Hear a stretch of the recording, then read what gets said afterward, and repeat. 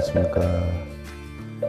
불교학개론 1권에서 5권 제131회차 서일봉입니다. 오늘은 여러분들 5권 21페이지의 금강역사에 대해 살펴보는데요. 본론으로 들어가기 전에 우리가 개송 하나 여러분들 살펴보겠습니다. 합장들 하시고요. 신은 수이념이요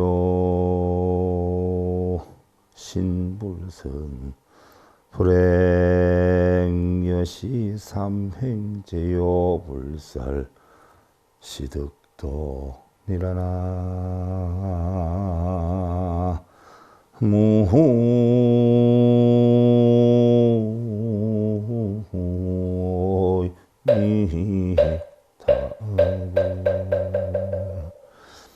말을 삼가는 것과 뜻을 단속하는 것과 몸으로 선하지 않음을 행하지 않는 것, 이와 같은 세 가지 행을 성취하면 도를 얻느니라. 결국 신구의, 우리가 업을 짓는다라고 하면 몸과 입과 뜻으로 짓는다라고 해요. 그래서 몸으로 짓는 업은 살생투도 사음하고, 또 입으로 짓는 업은 망어기어 양사를 악구하고, 뜻으로 짓는 업은 탐진치다라고 했죠. 그래서 우리의 모든 업은 몸과 입과 뜻이 지어서 결국 문제를 일으킨다라고 했는데, 여기에서 말씀하시는 것이 말을 삼가는 것과 또한 뜻을 단속하는 것과 또한 몸으로 선하지 않음을 행하지 않는 것, 이와 같은 세 가지 행을 성취를 하면 바로 도를 얻느니라 라고 했어요. 그래서 우리가 보편적으로 탐진치를 일으키고 하는 것이 몸과 입과 뜻으로 하기 때문에 이러한 세 가지만 잘 단속을 하면 우리는 올바른 도를 얻을 수 있다 하는 이런 내용이고요. 자, 여러분들 오늘은 5권 21페이지에 해당이 되는데, 우리가 지난 시간에 일주문에서부터 시작해 가지고 천왕문, 사천왕문에 대해 살펴봤고, 오늘은 이제 금강역사에 대해 살펴보는데, 이 순서가 여러분들 사찰에 들어가시면 제일 먼저 일주문이 있지 않아요? 일주문을 좀 지나고 나면 사천왕문이 있지요. 사천왕에 보면은 아주 무시무시한 분들이 양쪽으로 서 계셔요.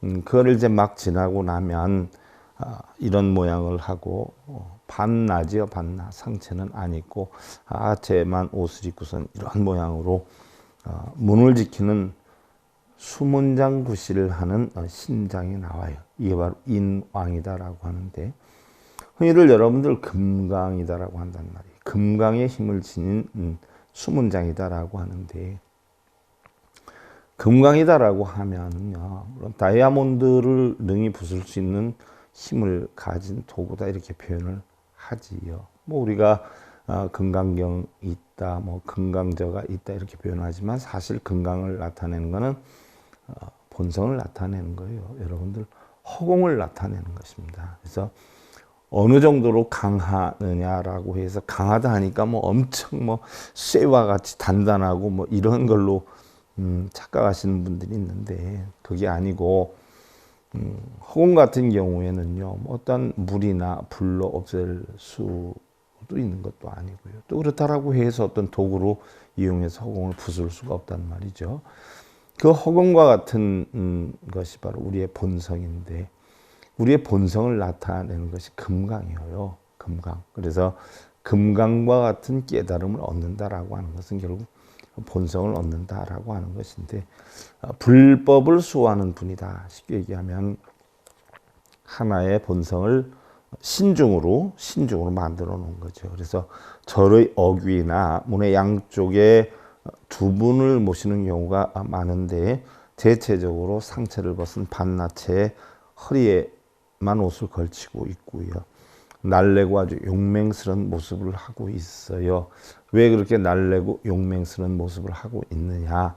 바로 우리 본성은 어디에도 부서지거나 무너지거나 없어지질 않기 때문에 그럴 정도로 강한 그러한 근기를 가지고 있다는 뜻을 표현하기 위한 하나의 방법이기도 하지요.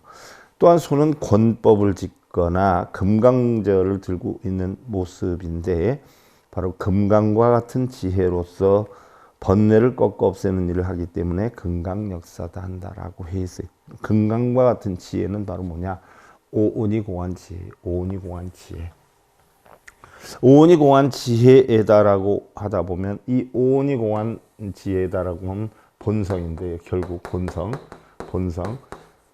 불성을 이야기를 하는데 이 본성 속에는 뭐예요? 번뇌가 탐진치나 걱정 근심 번뇌나 이런 것이 하나도 없지요. 텅텅 비었어요. 설령 있다라고 하더라도 거기에 끄달려 다니는 마음이 없어요. 내 것으로 만들겠다 또는 내 것이다 나다라고 하는 마음이 없기 때문에 늘 텅텅 비어있는 상태이지만 실제로는 존재하고요. 존재를 한다라고 해도 사실은 거기에 끄달리지 않는 거죠. 육조 단경에서 얘기를 했던 것이 바로 무상무념 무주잖아요. 상은 있지만 상이 없는 것.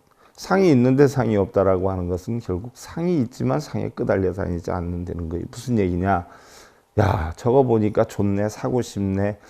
저거 때문에 내가 여태까지 고생을 했는데 우리 신랑은 저런 거 사줄 형편도 안 돼. 이런 어떤 상에 끄달리다 보면 탐진치가 형성이 돼서 문제가 되기 때문에 상은 있지만 상에 끄달리지 않는 거예요. 또 생각은 있지만 그 생각에 끄달려 다니지 않는 거예요. 나를 좋게 생각했어? 좋아하거나 나를 나쁘게 생각했어? 속상해하거나 이런 마음이 없는 것이지요. 그 다음에 무주다. 결국은 뭐예요? 우리는 눈기 고요 몸뜻이 색성량 미촉법이라는 걸 보고 시계작용을 만들죠. 육식을 만들어요. 육식을 만들어서 이것이 분별식의 작용에 의해서 마음에 결국 안착이 되느냐 안 되느냐 구분이 되는데 마음이 안착이 되면 이것을 갖다 우리는 제8식, 아뢰야식, 함장식이라고 해요. 여러분들 예를 들어서 시간이 지났다라고 하더라도 특별히 좋았던 것이나 아니면 특별히 나빴던 것이 마음속에 기억으로 남아 있다면 그것을 속으로 생각한다면 내가 안 좋은 마음을 가지고 있으면 신랑이나 자식을 보더라도 안 좋게 볼 수밖에 없고 좋은 마음을 가지고 있다라고 하면 어느 누구를 보더라도 내가 좋게 생각할 수 있는 여지가 되는 것이죠. 이게 바로 아뢰야식 함장식인데 그런 함장식의 좋고 나쁜 이러한 생각 자체를 전부 뭐예요?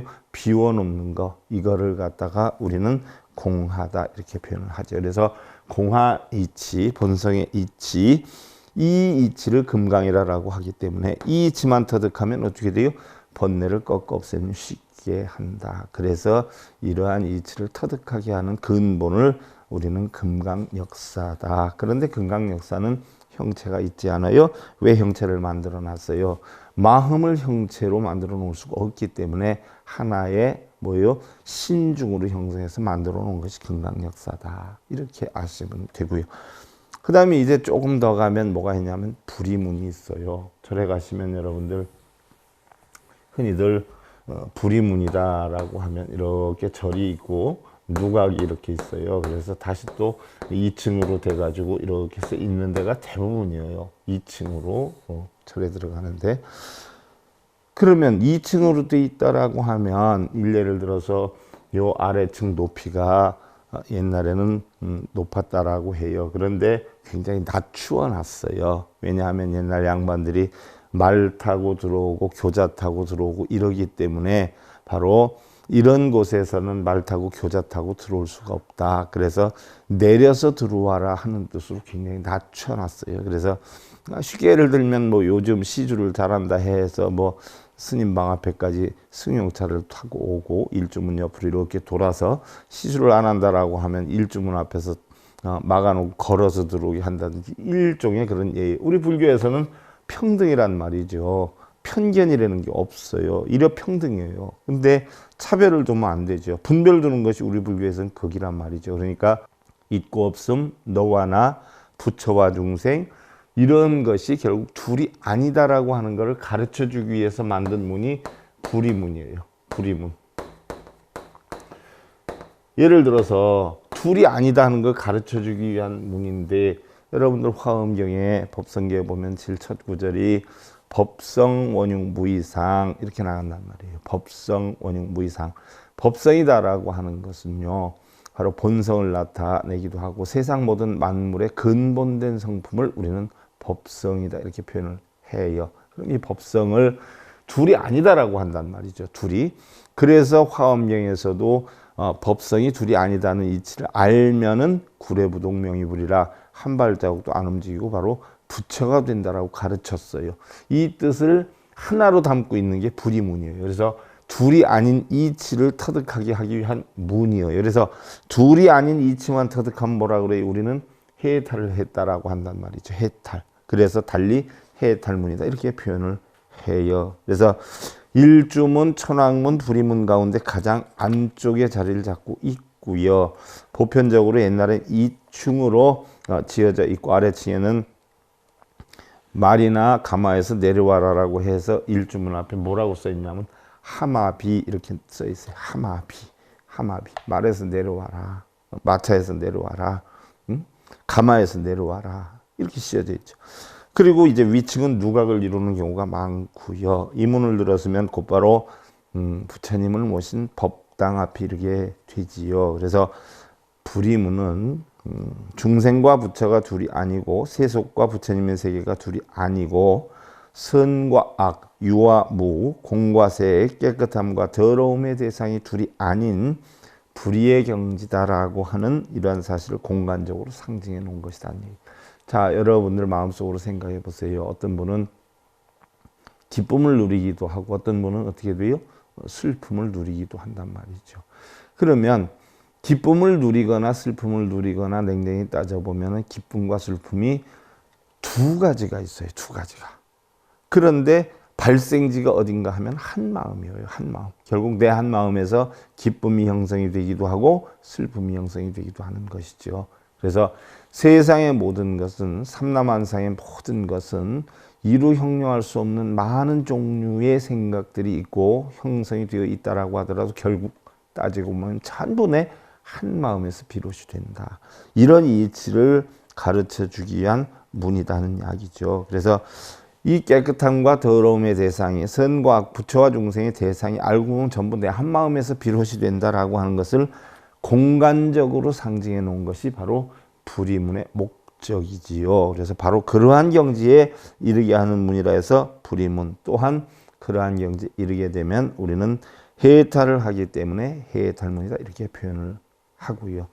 또한 불이문 해탈문이다라고 하는 것은 모든 괴로움과 헛된 생각의 그물을 벗어나서 아무 거리낌 없는 진리의 깨달음을 얻게 하는 문이고 바로 이 문은 정진을 촉진시키는데 중대한 의미를 가지고 있다 그랬어요.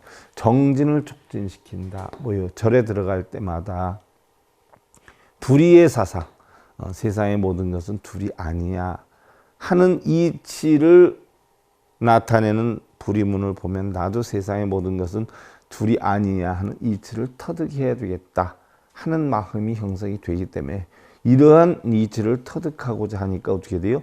정진을 촉진시키는 의미를 가지고 있다는 이야기죠. 예를 들어서 절에 가는 분들이 자 일주문을 보면 바로 진계와 속계, 속계다라고 하는 것은 우리가 탐진치와 걱정근심 번뇌를 하는 그런 세계를 나타내고 진계다라고 하는 것은 그런 탐진치와 걱정근심 번뇌를 전부 떠난 세계를 나타내는 거란 말이죠. 쉽게 예를 들면 오온이 공한 세계를 자 그 이치를 일주문에 들었으면 새기고 보니까 사천왕이 어떻게 돼요?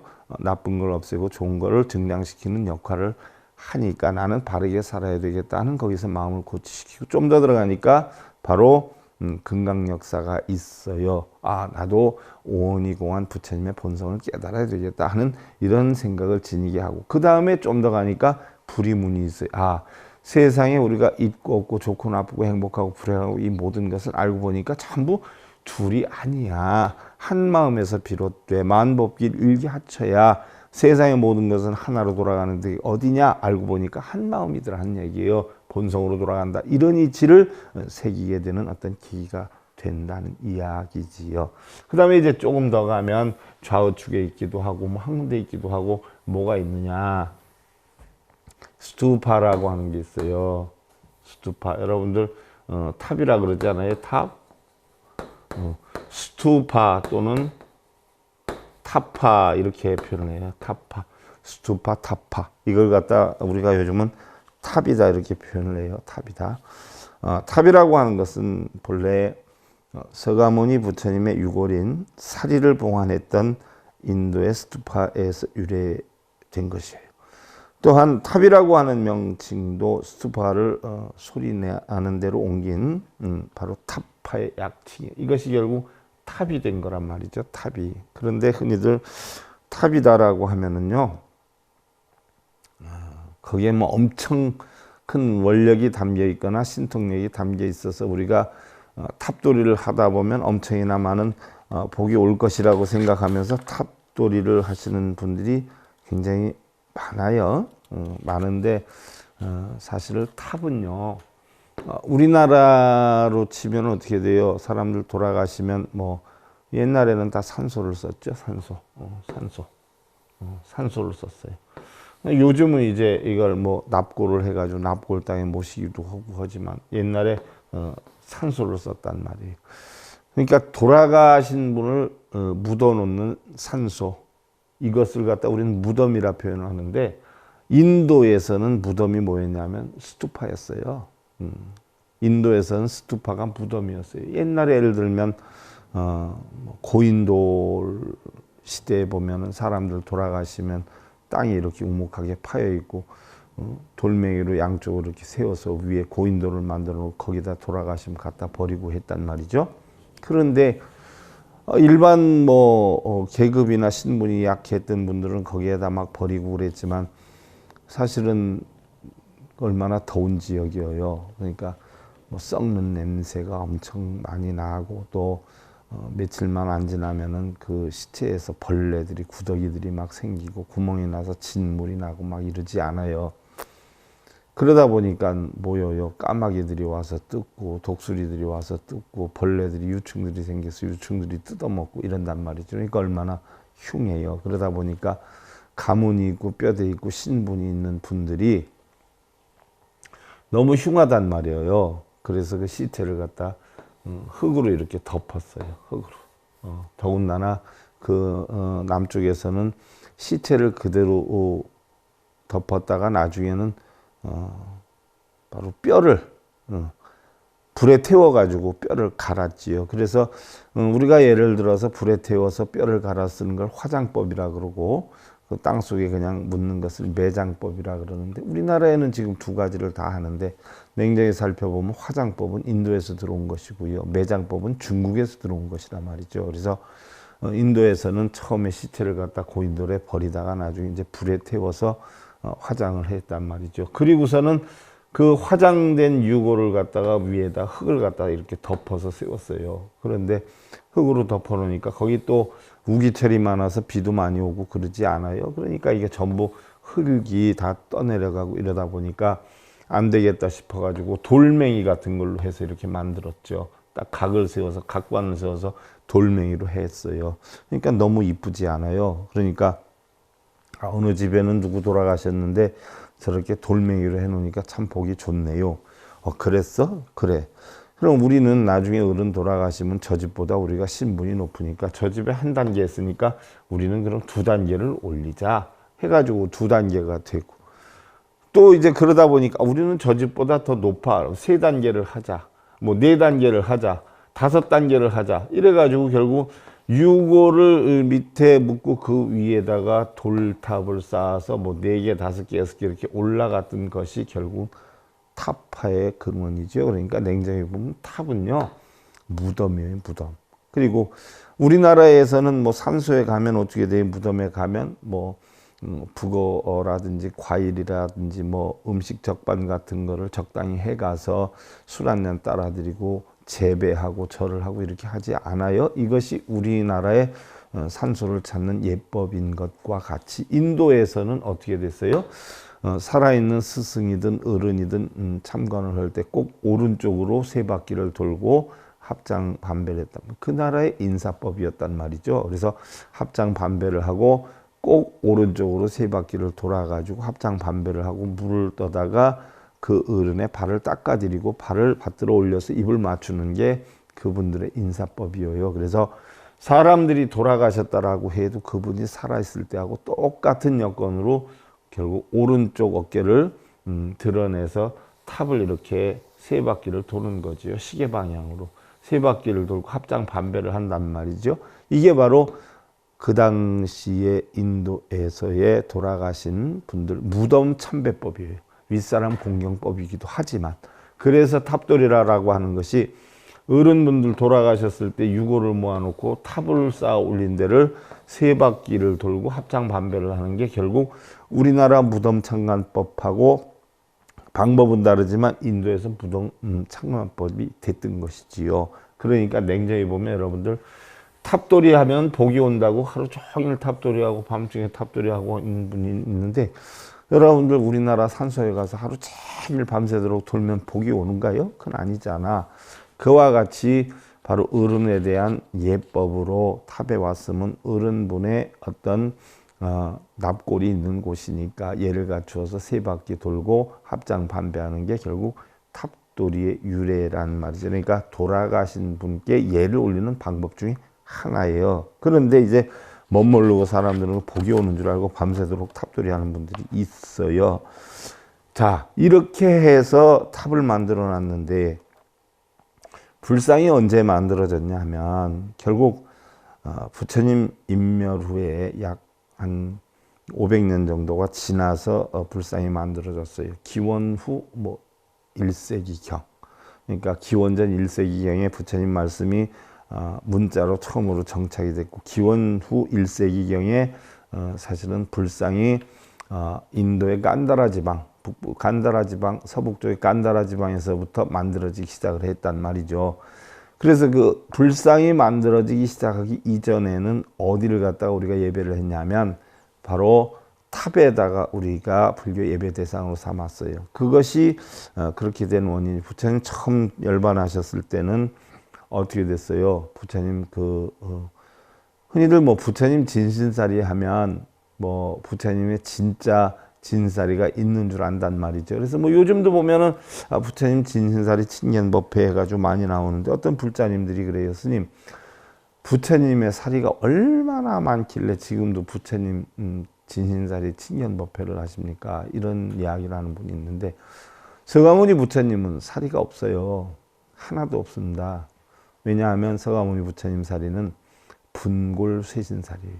분골쇄신살이라는 것은 부처님 열반하셨을 때에 바로 불에 다비를 하고 작신작신 쇄신 빻았어요. 그래서 뼈가루뿐이 없어요. 뭐 우리가 알고 있는 뭐 쇠구슬이라든가 뭐 투명한 뭐 구슬이라든가 빛나는 뭐 구슬이라든가 덩어리나 뭐 돌이나 이런 게 전혀 없어요. 전부 분골쇄신살이에요. 그것을 부처님 열반하셨을 때 8등분으로 했죠. 부처님 돌아가시고 나니까 부처님을 모셨던 인연 됐던 각 나라에서 서로 자기네들이 모시고 간다고 싸움을 하다 보니까 바로 향성바라문 도로나바라문이 부처님께서 원하시는 건 샹카 화합인데 부처님의 유고를 가지고 싸우고 이러면은 오히려 부처님 뜻에 위배되는 게 아니냐. 그러니까 똑같이 나누어서 가져가면 어떻겠냐 해서 부처님의 그 유고를 빻아가지고 8등분으로 나눴죠.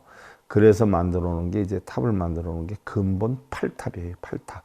거기에다가 이제 마지막으로 온 종족하고 바라문하고 해서 그 뼈가루를 나는 그릇을 하나 모셔서 탑을 만들고, 또 밑에 있는 흙에 남아있는 재를 모아서 그 탑을 하나 만들어 놨어요. 그래서 형성된 게 사실은 근본 10탑이란 말이죠. 그래서 10탑이 만들어졌는데, 그로부터 약 한 217년이 지나서 전인도를 통일한 아쇼카 왕 시대에 아쇼카 왕이 근본 8탑에 있는 부처님의 사리를 빼서 84,000탑을 만들었다라고 기록이 되어 있어요. 그러면 부처님 진신사리를 빼서 84,000탑을 만들었다라고 했는데, 가루가 30년이 지나면요 뼈가루가 없어진다라고 했는데, 부처님 지나서 217년이 지난 뒤 아쇼카 왕이 그것을 다시 84,000 등분을 해서 84,000탑을 만들었다라고 하는데, 사실인지 아닌지는 모르지만 과연 부처님 진사리가 있겠느냐 하는 이야기예요. 그래서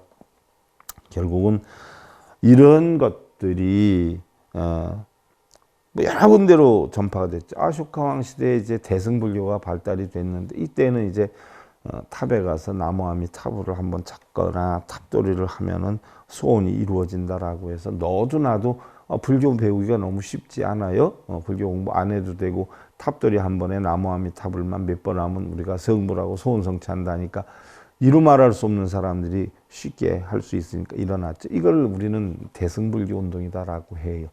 우리가 뭐 소승대승이다라고 하면 소승은 탈승자를 쓰는데 적게 타는 걸 뜻하고 대승은 많이 타는 걸 뜻하는데 바로 소승은 공부하는 스님을 이야기를 해요. 많지 않으니까.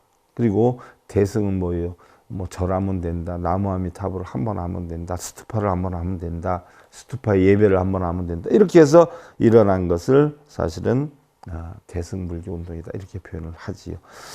이런 것들이 나중에 퍼져나가다 보니까 나중에는 뭐 부처님의 유골, 돌아가신 분들의 유골뿐만이 아니라 뭐요? 경전, 또 기타 성스러운 물건들, 유품들 이런 것들을 다 넣어서 이렇게 만들기도 했죠. 그러다 보니까 탑이 너무 큰 비용이 들고 시간적으로 많이 할애가 되다 보니까 그 탑을 줄여서 만들게 됐죠. 그것이 바로 뭐예요?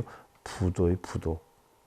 그래서 유골만 딱 넣어가지고 조금 낮은 높이로 해서 해놓는 게 이제 부도비다 이렇게 표현을 하는데요. 일반적으로 탑이다라고 하는 것은요, 여러분들 물론 뭐 불상이 만들어지기 전에는 탑에다 예배를 하고 했지만 지금은 뭐 가다가 탑이 있으면 그냥 거기에 어느 스님의 유골, 또 부도라고 하는 유골, 뭐 이런 것이 있으니까 거기에 이제 합장만배하면서 예를 갖추는 것이지, 거기에서 무슨 복이 온다라고 해가지고 뭐 밤새도록 탑돌이하고 뭐 나무아미 탑을 하면서 탑돌이를 하고 뭔가 이루어지기를 바라는 마음에서 탑돌이를 하고 이래서는 아니 된다는 이야기죠. 그래서 또 보편적으로 탑돌이 하는 분들을 보면은요, 인도의 예법에서 비롯이 된 건데 오른쪽 어깨를 드러낸단 말이죠. 쉽게 예를 들어서 제가 지금 카시아를 제가 수하고 있잖아요. 가사를 수하고 있는데 오른쪽 어깨를 드러내지 않아요. 물론 남쪽에서는 우리나라에서 있는 장삼 같은 게 없어요. 맨살에다가 결국은 오른쪽 어깨에다 이렇게 왼쪽 어깨에다 걸쳐서 카시아를 입는데, 그래서 남쪽 분들은 오른쪽이 시꺼멓잖아요. 불에 타서. 어떻게 됐든 오른쪽 어깨를 오른쪽으로 공경하는 거예요. 왜? 나를 낮춘다는 얘기거든요. 당신을 높이고 나를 낮추겠다는 뜻이거든요. 그래서 탑돌이도 오른 어깨가 탑을 보는 방향으로 걸어가야 된다는 이야기죠. 그래서 시계 방향으로 하는 게 원칙이고요. 이런 탑이 이제 있지요. 그 다음에 이제 좀 더 들어가면 이제 탱화라고 하는 것이 있어요. 각 불당이나 법당에 탱화라고 하는 것이 있는데, 탱화라는 것은 결국 부처님들과 보살님들을 위시한 어떤 수많은 성현들의 모습을 그림으로 모셔놓은 거죠. 예를 하나 들어서 여러분들, 우리가 각 전각의 불상들을 모셔놓는단 말이죠. 그러면 불보살님들은 입체적인 조각이나 어떤 형상으로 만들어 놨어요. 공간적으로, 입체적으로. 그러다 보니까 많은 자리를 차지를 해요. 그럼 예를 들어서 뭐 신중전이다 그러면 신중이 우리가 백사위 신이든 52위 신이든 뭐 이렇게 해서 모시는데, 그런 과연 그 신중들을 전부 모시려고 하면 얼마나 장소가 많이 필요하겠어요. 더군다나 옛날에는요, 지금은 여러분들 흔히 법당이다라고 하지만요, 옛날에는 부처님 모신 곳을 금당이다라고 했어요. 금당. 그리고 법문을 하는 곳을 법당이다라고 했죠. 그런데 시설이 원만하지 못하니까 부처님 모신 곳에서 법을 설하기도 하니까 그냥 통합적으로 법당 이러지만, 냉정히 따져보면 부처님 모신 곳을 금당이다라고 했고 법문을 하는 곳을 법당이다라고 했어요. 물론 뭐 규모가 큰 사찰에서는 지금도 뭐 설법전이니 뭐 해서 따로 돼 있어요. 그래서 흔히들 우리는 뭐 법당이라 그러지만 부처님 모신 곳은 금당이기 때문에, 과연 그 금당에다 그러한 입체적인 어떤 조각들을 모셔놓는다라고 하면 얼마나 많이 모셔 놓을 수가 있겠어요. 그러니까 생각도 못해 그림으로 모셔놓게 됐어요. 그래서 신중 뭐 백사위 신이라든지 52위 신, 54위 신이라든지 이런 신중들을 평면적으로 그림으로 모셔놓으니까 많이 모실 수가 있어요. 그러나 입체적인 조각으로 모시든지 아니면 평면적인 그림으로 모셔놓든지 뜻은 똑같아요. 그래서 바로 탱화를 모시는 장점은요, 불보살상만으로 나타내기 어려운 불교의 상징 세계를 자유롭게 표현을 해내고, 왜냐하면 우리가 뭐 부처님 모신 곳에 보편적으로 후불탱화다라고 하면 이루영롱할 수 없이 많은 분들이 뒤에 받치고 서 있잖아요. 여러분, 그런 것들을 전부 조각으로 해서 만들어서 세워놓는다라고 가정을 하면 과연 공간이 얼마나 많이 소모가 되겠느냐는 이야기죠. 그래서 이러한 불교의 상징 세계를 그림으로 표현하다. 그래서 바로 예배와 귀의 대상이 되기도 하지만 탱화는 불보살상의 뒤편에 모셔져서 불보살상을 장엄하게 하는 역할을 한다. 그래서 탱화의 종류를 보면 여러 가지가 있죠. 부처님 단에 있는 상단 탱화, 또 보살 단에 있는 중단 탱화, 신중단의 하단 탱화, 또 주존에 따라서 불보살님의 탱화, 또 나한 탱화, 신중 탱화, 칠성 탱화, 또한 제석 철룡 탱화, 시왕 탱화, 뭐 이런 여러 가지 탱화가 있어요. 또 그려져 있는 내용에 따라서 부처님의 팔상성도를 그려놓은 것을 우리는 팔상탱화다라고 표현을 하고, 부처님의 일대기를 8가지 상으로 표현을 했죠. 이것을 해놓은 탱화가 팔상탱화다라고 하고, 또 우란 문제의 내용을 담아놓은 것을 우리는 감로탱화다 이렇게 표현을 하고요. 또 사람들이 임종할 때에 아미타 부처님이 맞이해가는 그런 광경을 담아놓은 아미타 내영통화, 탱화 등이 있죠. 그래서 보면 탱화의 종류도 여러 가지가 있는데, 뭐 요즘은 뭐 탱화를 그렇게 절에다 많이 모셔놓고 하니까 애기들 같은 경우는 뭐 무섭다 이렇게 표현을 해요.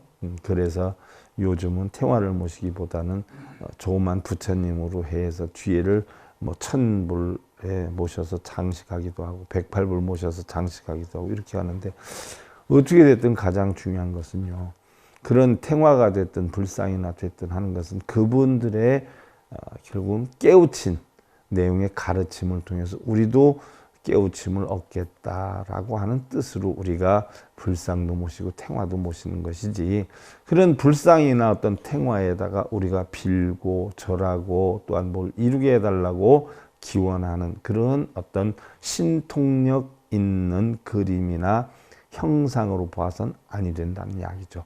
바로 뭐예요? 우리가 역대 훌륭한 분들 보면은 뭐 이순신 장군 동상을 만들어 놨든지 세종대왕 동상을 만들어 놨든지 만들어 놓은 것이 결국은 뭐예요? 전부 그 동상에서 신통력이 나와서 이순신 장군 동상에서는 뭐 힘이 나오고 세종대왕 동상에서는 뭐 지혜가 나오고 공부가 나오고 뭐 아니면은 돈에 그려져 있으니까 돈이 나오고 이런 건 아니지 않아요? 그와 같이 우리 불상도 바로 이순신 장군이나 세종대왕이 훌륭하셨기 때문에 우리가 저분들의 가르침을 마음속에 깊이 새겨서 본받자 하는 뜻으로 모셔놓은 것처럼 우리 불상도 각 불보살님의 깨우친 진리의 내용이 훌륭하니까 우리도 저분들과 같이 깨달음을 얻자 하는 뜻으로 만들어 놓은 것이지, 마치 거기에 신통력이 무슨 힘이 있어서 거기에 빌고 절하면 소원이 이루어지고 복이 온다라고 하는 생각을 하게끔 만들어 놓은 것은 아니라는 걸 분명히 아셔야 돼요. 그래서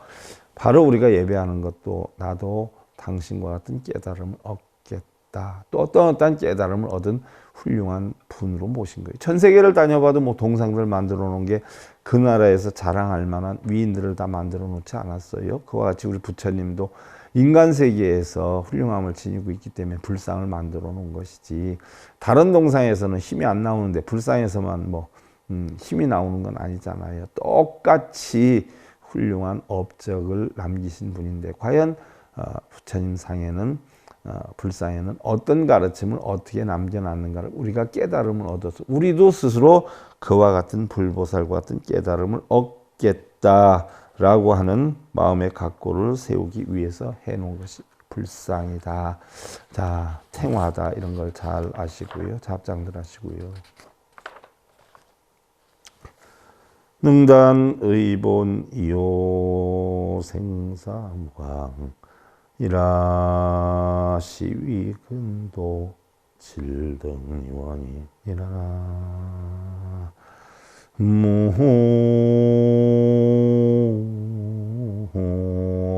무미타 뜻의 근본 뿌리를 아주 끊어버려서 나고 죽는 경계가 없어지면 그것을 도에 가까워졌다 하나니 저 열반을 빨리 얻게 되리라 했는데, 나고 죽는 걸 없앤다는 건 뭐예요? 생각이 일어나고 없어지는 것, 즉 육근이 육경을 부딪히고 일어나는 어떤 망상작용이 없어진다라고 하면 이것이 도에 가까워졌다는 것이니 열반을 얻게 되리라 하는 거예요. 여러분들 열반나게 삼 기원 드리면서 불교와 결혼 1권에서 5권 131회차 서일봉이었습니다. 자, 감사드립니다.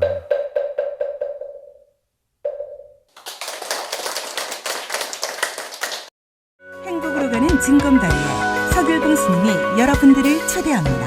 SIB 불교교육대학에서는 더 듣다, 생활 속의 천수경, 달마대사 성관법, 현대생활 불교 법요지, 불교학 개론, 성찰스님 백일 법문 등을 비롯한 다른 불법, 다른 진리, 서길봉 스님의 SIB 불교교육